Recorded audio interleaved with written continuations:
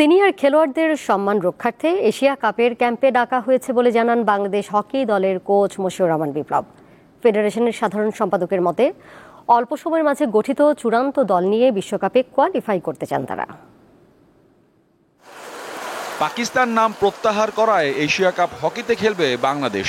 29 August মালয়েশিয়ার বিপক্ষে match দিয়ে ভারতের বিহারে শুরু হবে টুর্নামেন্ট। অনুশীলনের অংশ হিসাবে বুধবার বাংলাদেশ সেনাবাহিনীর সাথে প্রস্তুতি ম্যাচ খেলে জাতীয় দল। চেষ্টা করা হয়েছে এই মুহূর্তে অ্যাভেলেবল বেস্ট পসিবল টিম তৈরি করা। আমরা যদি ওয়ার্ল্ড কাপ কোয়ালিফাইংয়ে যদি আমরা যেতে পারি আমরা খুবই খুশি হব।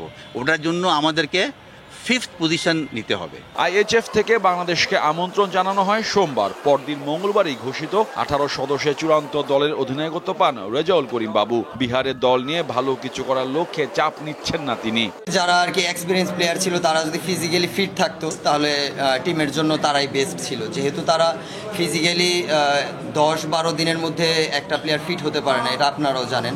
যারা বাদ পড়ছে 120 দিন কিন্তু তারা টোটালি খেলার বাইরে। তাদের সম্মান রক্ষার্থে, বিকজ তারা সিনিয়র, তারা লাস্ট ক্যাম্পে ছিল, অতএব তাদের সম্মান দেওয়ার জন্য তাদের বিপ্লব। 2 গ্রুপে ভাগ হয়ে মোট 8 দল অংশ নেবে এশিয়া কাপে। পুল বিতে বাংলাদেশের প্রতিপক্ষ মালয়েশিয়া, সাউথ কোরিয়া ও চাইনিজ তাইপে। টুর্নামেন্টে অন্তত 5ম স্থানে থাকলে ছেলেদের হকি বিশ্বকাপে সরাসরি খেলার যোগ্যতা পাবে বাংলাদেশ। মোহাম্মদ হাসিব, দীপ্ত স্পোর্টস, ঢাকা।